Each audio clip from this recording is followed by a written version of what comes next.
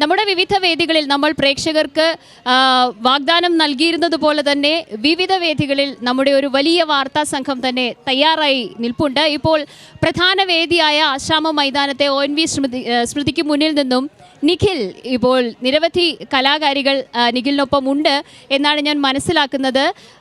ഈയൊരു കലാമത്സരം അതിൻ്റെ ആദ്യ ദിവസം മുന്നോട്ട് പോകുമ്പോൾ കൂടുതൽ വിശേഷങ്ങളുമായി ഇനി നിഖിൽ നമുക്കൊപ്പം ചേരും.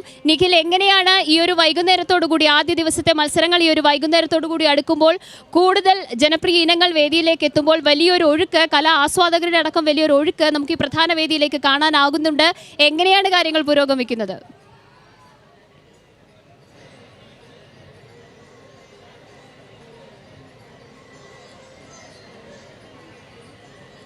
രാവിലെ മുതൽ തന്നെ വേദികളെല്ലാം തന്നെ സജീവമായത് മുതൽ തന്നെ കാണികളുടെ ഒരു വലിയ പങ്കാളിത്തം എല്ലാ വേദികളിലും കാണാനുണ്ടായിരുന്നു. ഒരുപക്ഷെ ഇന്ന് ആദ്യ വേദിയിലെ മോഹിനിയാട്ടം ഉൾപ്പെടെയുള്ള മത്സരങ്ങളെല്ലാം തന്നെ നല്ല രീതിയിൽ പുരോഗമിക്കുന്ന കാഴ്ച തന്നെയാണ് കണ്ടത്. ചാക്യാർ കൂത്ത് ഉൾപ്പെടെയുള്ള മത്സരങ്ങൾ കാണാനും ആളുകൾ എത്തുന്ന ഒരു സാഹചര്യമുണ്ടായി. അതൊക്കെ വ്യത്യസ്തമായ കാഴ്ചകൾ. ആ കാഴ്ചകളെയൊക്കെ കൃത്യമായി കാണുന്നതിന് വേണ്ടി കൊല്ലത്ത് വലിയ രീതിയിലുള്ള ആൾക്കൂട്ടം എത്തുന്നുണ്ട്. ഇന്നിപ്പോൾ ഈ കൊല്ലത്തെ സംബന്ധിച്ചിടത്തോളം വലിയ ചൂട് അനുഭവപ്പെടുന്നുണ്ട്. പക്ഷേ ആ ചൂടിനെ മറികടന്നുകൊണ്ട് കലോത്സവ ചൂടിലേക്ക് കൊല്ലം കടന്ന കാഴ്ചയാണ്. നമുക്ക് ആ വിശേഷങ്ങളിലേക്ക് വരുന്നതിന് മുൻപ് ഒരുപക്ഷെ എൻ്റെ നാട്ടുകാർ കൂടിയായ ചില മാർഗം കളിക്കാരുണ്ട്. ഞാൻ ഈ ചൂടിൻ്റെ പറഞ്ഞു വന്നപ്പോൾ നമ്മളും ഒരു മാർഗമില്ലാത്ത അവസ്ഥയിൽ ഇങ്ങനെ വേദികളിൽ നിന്ന് വേദികളിലേക്ക് പോയിക്കൊണ്ടിരിക്കുകയായിരുന്നു. അതിനിടയിലാണ് ഈ മാർഗം കളിക്കാരെ എനിക്ക് കിട്ടിയത്. അവരിപ്പോൾ എൻ്റെ കൂടെ ഉണ്ട്. എൻ്റെ നാട്ടുകാർ കൂടിയാണ്. അതുകൊണ്ടാണ് അവർക്കൊരു പ്രത്യേക പരിഗണന കൊടുത്ത് തന്നെ നമ്മൾ പരിചയപ്പെടുത്തുന്നത്. എങ്ങനെയാണ് നിങ്ങളുടെ മത്സരം എങ്ങനെയുണ്ടായിരുന്നു? നല്ലതായി കളിച്ചു. ആദ്യം നിങ്ങളുടെ സ്കൂളും ഒക്കെ പരിചയപ്പെടുത്തിക്കോളൂ. ഞങ്ങൾ കണ്ണൂർ ജില്ലയിൽ നിന്നാണ് വരുന്നത്. ABS GHSS Karuvallur. എങ്ങനെയുണ്ടായിരുന്നു മത്സരം? എങ്ങനെയുണ്ടായിരുന്നു? നല്ല മത്സരമായിരുന്നു. എല്ലാം ഒന്നിനൊന്നിന് മെച്ചമായിട്ടാണ് കളിച്ചത്. നമ്മുടെ മാക്സിമം എടുത്ത് ചെയ്തിട്ടുണ്ട്. എല്ലാം ഇത്. എത്ര ടീമുകൾ ഉണ്ടായിരുന്നു? 20ഓളം ടീമുകളുണ്ടായിരുന്നു. നിങ്ങളുടെ പരിശീലനമൊക്കെ എങ്ങനെയായിരുന്നു? ഇതിൻ്റെ എത്ര കാലം പരിശീലനം നടത്തി? ആ പരിശീലിച്ചത് മുഴുവനായിട്ട് അതേ സ്പിരിറ്റോട് കൂടി സ്റ്റേജിൽ അവതരിപ്പിക്കാൻ പറ്റും? എങ്ങനെയാണ്? ശരിക്കും നമ്മൾ സ്കൂളിൽ വെച്ചിട്ട് ഈ വർഷമാണ് ആദ്യമായിട്ട് മാർഗംകളി മത്സരിക്കാൻ തുടങ്ങിയത്. അപ്പം ആദ്യം തന്നെ സ്റ്റേജിലെത്താൻ സാധിച്ചതിൽ നല്ലോണം സന്തോഷമുണ്ട്. പിന്നെ നമ്മളെ മാഷും ടീച്ചേഴ്സിൻ്റെ ഭാഗത്തു നിന്നായാലും പഠിപ്പിച്ച മാഷായാലും പാരൻസിൻ്റെ ഭാഗത്തു നിന്നായാലും നല്ല സപ്പോർട്ടാണ് നമുക്ക് കിട്ടിയത്. എങ്ങനെയുണ്ടായിരുന്നു മത്സരം? എങ്ങനെയുണ്ടായിരുന്നു? നല്ല മത്സരമായിരുന്നു. നല്ല വൃത്തി കളിച്ചു, നല്ല വൃത്തി പാടി, എല്ലാം നല്ലതായിരുന്നു. ആദ്യത്തെ തവണയാണോ കലോത്സവത്തിൽ എത്തുന്നത്? ആദ്യത്തെ തവണയാണ്. സാറ്റിസ്ഫൈഡ് ആണ്. അപ്പോൾ നിങ്ങളുടെ വിശേഷങ്ങളൊക്കെ പറഞ്ഞു. നിങ്ങളൊന്ന് പേര് പറഞ്ഞ് എല്ലാവരും ഒന്ന് പരിചയപ്പെടേണ്ടത് നമ്മുടെ പ്രേക്ഷകർക്ക് വേണ്ടി, കൈരളിയുടെ പ്രേക്ഷകർക്ക് വേണ്ടി എല്ലാവരും ഒന്ന് പേര് പറഞ്ഞ് പെട്ടെന്ന് പരിചയപ്പെടുത്തിക്കോളൂ. അതിനുശേഷം നിങ്ങളുടെ മാഷ് കുട്ടിയുണ്ടല്ലേ?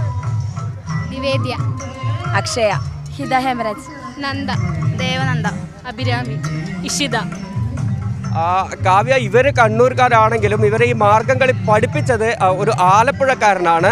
അങ്ങനെ ഈ കലോത്സവത്തിൻ്റെ അങ്ങനെ ഒരു പ്രത്യേകത കൂടി ഉണ്ട്. ജില്ലകൾ തമ്മിലുള്ള അല്ലെങ്കിൽ സ്കൂളുകൾ തമ്മിലുള്ള അങ്ങനെയുള്ള ഒരു വ്യത്യാസവുമില്ലാതെ കല ഒന്നായി മാറുന്ന ഇടമായി കൂടി സംസ്ഥാന സ്കൂൾ കലോത്സവമൊക്കെ മാറാറുണ്ട്. അങ്ങനെ ഇവരെ ഈ മാർഗം കളി പഠിപ്പിച്ച ആലപ്പുഴക്കാരനായ അധ്യാപകനാണ് എൻ്റെ കൂടെ ഉള്ളത്. പേരെങ്ങനെയായിരുന്നു?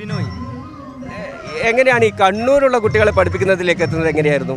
ഓൾറെഡി മിക്ക ജില്ലയിലും പഠിപ്പിക്കാറുണ്ട് പോയി. അപ്പോൾ കഴിഞ്ഞ വർഷങ്ങളിലെല്ലാം നമ്മൾ വയനാട്, തലശ്ശേരിയൊക്കെ പഠിപ്പിക്കുന്നുണ്ടായിരുന്നു. അപ്പോൾ ഇത്തവണ ഇവരുടെ സ്കൂളിൽ നിന്ന് ആദ്യമായിട്ടാണ് മാർഗംകളി ഇറങ്ങുന്നത്.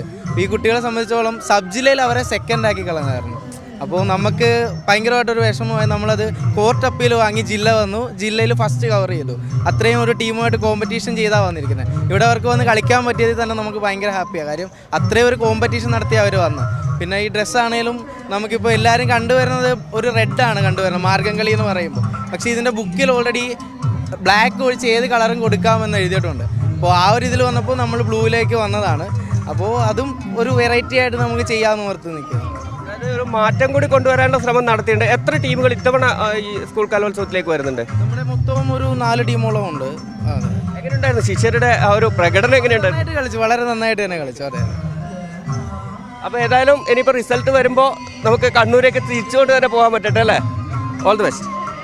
കാവ്യ, ഇത്തരത്തിൽ ഈ മത്സരങ്ങൾ പൂർത്തിയാക്കി വരുന്ന നിരവധി കുട്ടികളുണ്ട്. അവരൊക്കെ വളരെ സന്തോഷത്തോടു കൂടി തന്നെ അവരുടെ ഈ ഒരു മത്സരം പൂർത്തിയാക്കി വലിയ പ്രതീക്ഷയോടു കൂടി തന്നെ പോകുന്നു എന്നുള്ളതാണ്. ഒരുപക്ഷെ ഞാനിപ്പോൾ കാത്തിരിക്കുന്നത് എനിക്ക് തൊട്ട് പിന്നിലുള്ള ഈ വേദി 1-ൽ അല്പസമയത്തിനകം ആരംഭിക്കാൻ, അതായത് ഇപ്പോൾ നടന്നുകൊണ്ടിരിക്കുന്ന മത്സരം അവസാനിച്ചതിന് ശേഷം. ശരി നിഖിലിനൊപ്പം ഇപ്പോൾ ഒരുപറ്റം നമുക്ക് നല്ലൊരു പറ്റം കൂട്ടുകാരൊക്കെയും ചേർന്ന് വളരെ മനോഹരമായ ഒരു പെർഫോമൻസ് ഒക്കെയും കാഴ്ചവെച്ചു.